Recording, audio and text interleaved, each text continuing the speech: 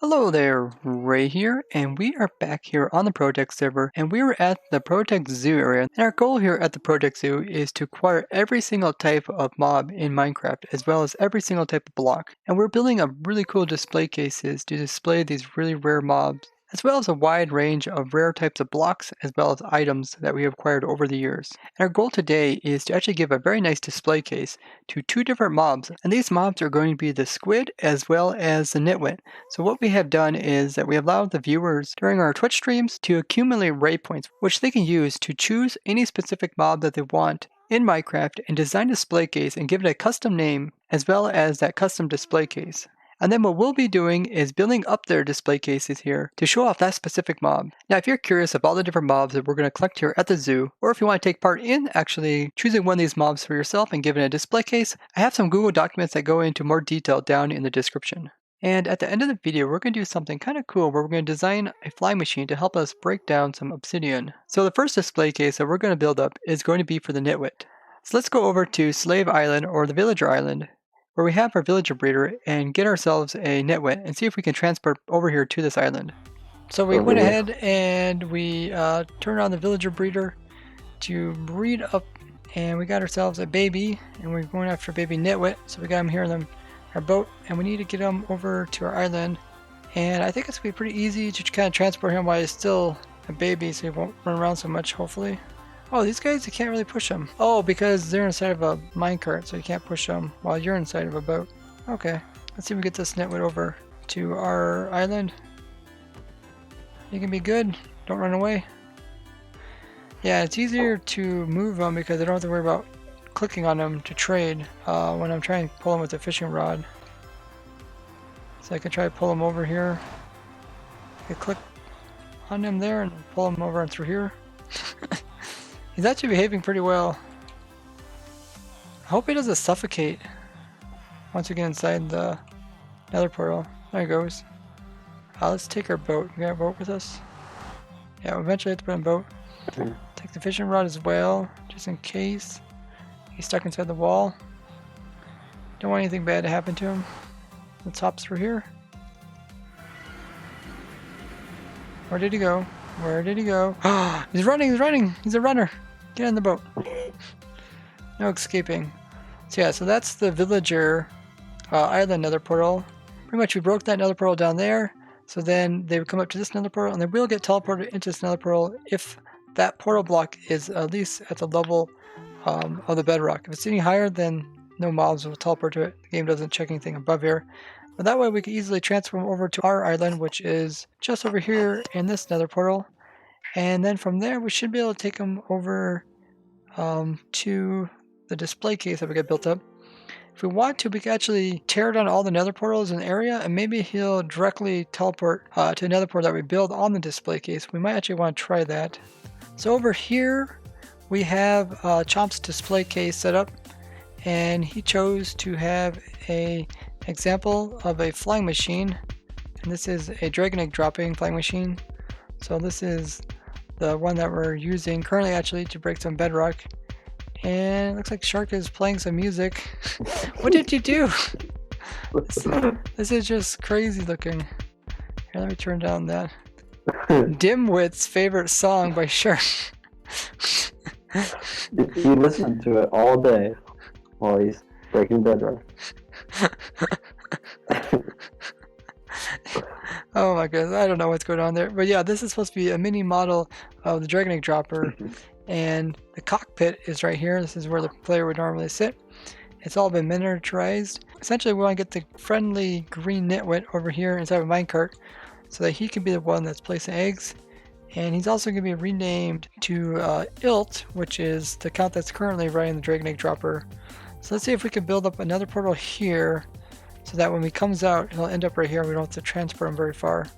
Actually, if we could, let's put the portal up high as possible. It's always easier to drop them downwards than make them go upwards. We got a portal set up. So what we did is we just built a portal over here, and we also built a portal on the actual display case. That way when the Nitwit goes through, he should immediately be teleported to the display. We don't have to try to wrestle him anyway. This is just a one-way portal. Like, you can go from this portal into Overworld, but you won't be able to come back through it.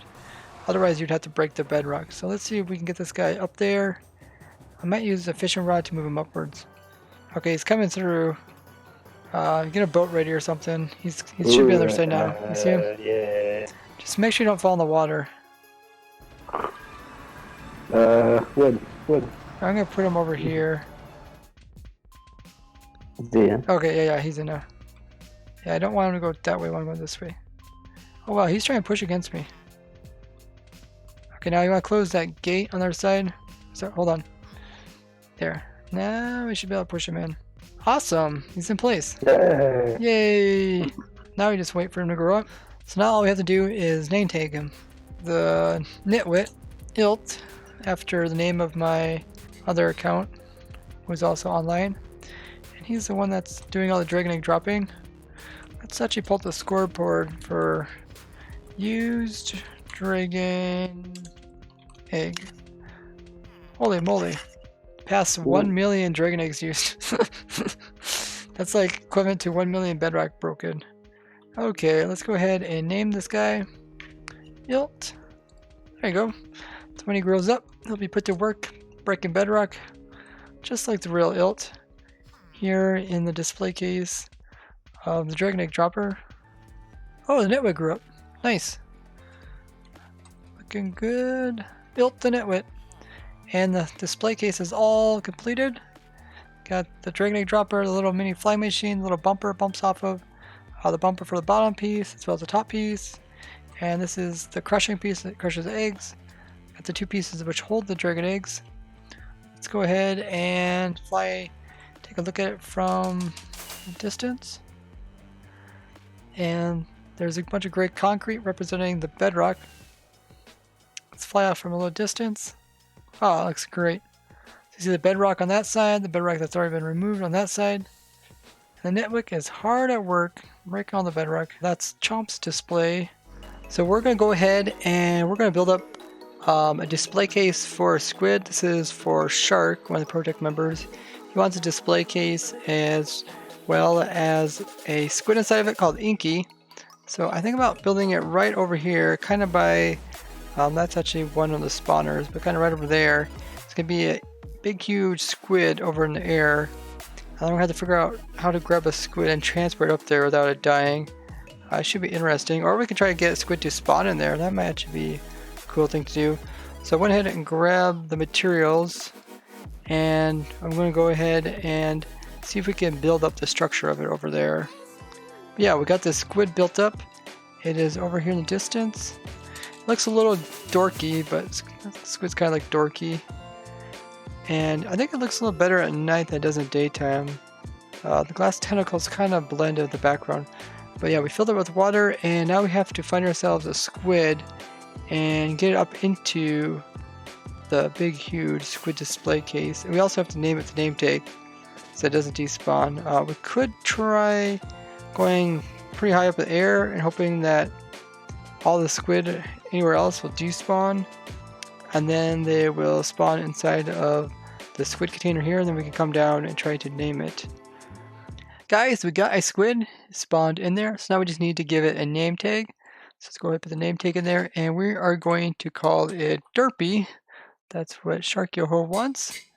There you go, there's a name. Let's hop in there, and let's go ahead and give him his name. Derpy the Squid! Oh, that looks just amazing. So that means we are done with this display case. We'll clean it up. Another mob added to the ProtoTech Zoo. That is amazing, guys. So we'll cross this guy off the list, and then we'll see which mobs are left to do. So here's a Google document that explains how you guys can get your very own mobs on the ProtoTech Zoo. I'll link it down in the description. It goes over the different categories as well as the different mobs that are in those categories. And after I did make that video where I showed all the different types of mobs in Minecraft, I took your suggestions and I reorganized them again. So definitely take time to look how they're categorized now and tell me if you think anything else should be changed. So previously I made a display case for the skeleton horse, and this was for extra rudda. We also made a display case for the gas, and that was DJ's. We also have a display case for our pink sheep, which was made for Kitty. I don't have pink sheep on here, so maybe you guys can try to figure out where pink sheep go. I know I did say I don't really have specific categories for the really complex mobs. So I don't have like categories for all the different types of sheep, or I don't have categories for all the different types of villagers, are all the different types of armors that you can get like on a skeleton or stuff like that. If you guys have any good suggestions on how to include those as well, that'd be amazing. And today we went ahead and we did a special type of villager, which is a Nitwit. So that's only one of about 11 different variations that we have currently in the game since we were playing version 1.12. So I'm not going to completely cross out villager, but we did go ahead and do the squid. So let's go ahead and highlight the squid and we'll cross it off. And you can see all the mobs that are still left. And like I said, there's a lot of variations of these mobs that we need to somehow illustrate. So maybe we can have like a link where you can click on this and it goes into a different area and goes into more complex information about that specific mob. So next up, guys, we need to tear down this entire pigmen portal farm. We used this during the Halloween events to acquire rare pigmen. And now that we're trying to make some nice display cases around outside, it's just taking up room and it's looking a bit out of place. So let's go ahead and tear down several thousand blocks of obsidian.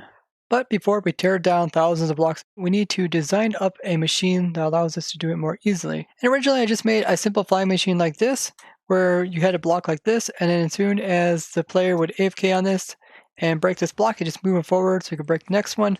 And with this type of setup, you can even do 2 blocks at a time if the player aim like this. But it's more efficient if the player does more blocks at a time for each pass. That way you don't have to keep resetting the flying machine and keep rebuilding it. So Bizum2 and I came up with this design here, and what this does is allows a player to break 5 blocks at once. So you wear a elytra, and then what you would do is you go into elytra mode between these 2 blocks, so that block will keep you from going any higher. And then you have the player just AFKing here, holding down the attack button, and then what he'll do is he'll break all the blocks that are in front of his view, so you can break this one, that one. That's 3, 4, 5 blocks. When he breaks the last block, it's going to update this butted piston over there, which is going to move the contraption in that direction, pick up a normal piston, and then that piston is going to push it back. So then the player is moved over here and you can continue breaking blocks and it'll keep updating it. So yeah, just a really simple engine, and this is all within 12 blocks, so it can all be pushed at once. And it uses some pretty cool trickery with having the player in elytra mode as well. And it's kind of holding him between a couple blocks with unique sizes so that the player is able to keep that position while also keeping the entire contraption under 12 blocks push limit. So this is what we're going to build up on the ProtoTech server, and we're just going to fly this back and forth, have my alt account AFK, and start destroying some obsidian.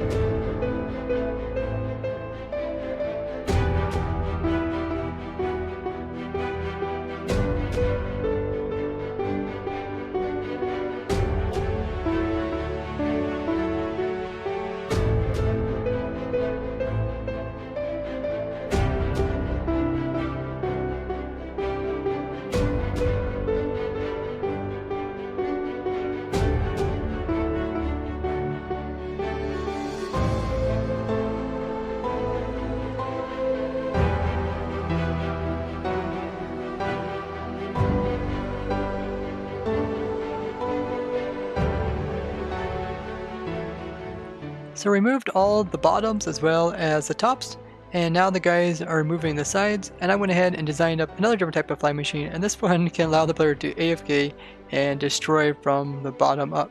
So the way this one works is very similar. We got bud there, and then we have extension, and the player comes over here. It also goes into elytra mode, and sometimes if you can't go in elytra mode, you can retry, or you can like relog. So relogging is definitely if you find yourself not able to go into elytra mode. But yeah, the player sits down here, and this one also can mine 5 blocks. So I can mine this one, this block here. There's 3 blocks, 4 blocks, and then there's 5 blocks. Just barely get to 5 blocks. Now I'll just AFK my count here, and then we'll just destroy down this whole wall.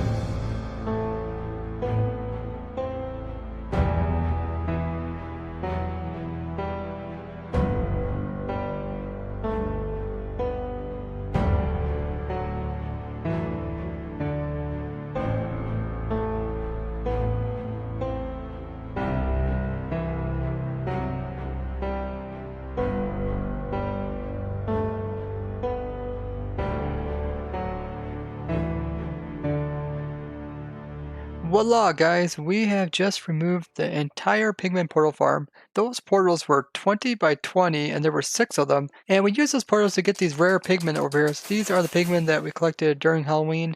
And there's all sorts of different variations of them. We got guys with pumpkins, guys with swords, guys on chickens, guys with jack-o'-lanterns and enchanted swords and whatnot. Yeah, we got all these guys from that portal farm. But now that we're making the place look nice, we went ahead and removed it. And in the future, if we probably collect these guys, we'll probably put the portal farm just outside of range, and then we'll just cart these guys over in minecart. And that was a lot of effort to remove all the obsidian. Let's go ahead and look at the scoreboard for obsidian mined. So Akaran is still at the top. He's also known as Desert Rose. 33,000. We got Kika there. And I'm also on the list. I'm about midway down through there. And I really didn't mind that much on this account. This account I used to AFK those flying machines quite a bit. So I got about 5,000 on this account. But typically we wouldn't have tore down that structure. It's just that we're trying to make this place look a little bit nicer. And we do need to have room to obviously have all the different display cases of all the mobs in Minecraft, which is going to take a considerable amount of room, thinking of all different variations that there is. And it was a really big team effort. We had a lot of ProtoTech members on helping mine all the obsidian. And a lot of the guys over on the list have reached such a high level because they helped destroy this obsidian. It feels really good to build some more display cases showing off all the different types of mobs. And we're getting that much closer to collecting them all. And if you guys would like to take part in designing up the mob farms, we'll put all that information down in the description. But that's going to be it for today. Thank you guys for joining as I have fun in survival, and don't forget about the Twitch streams. Bye-bye!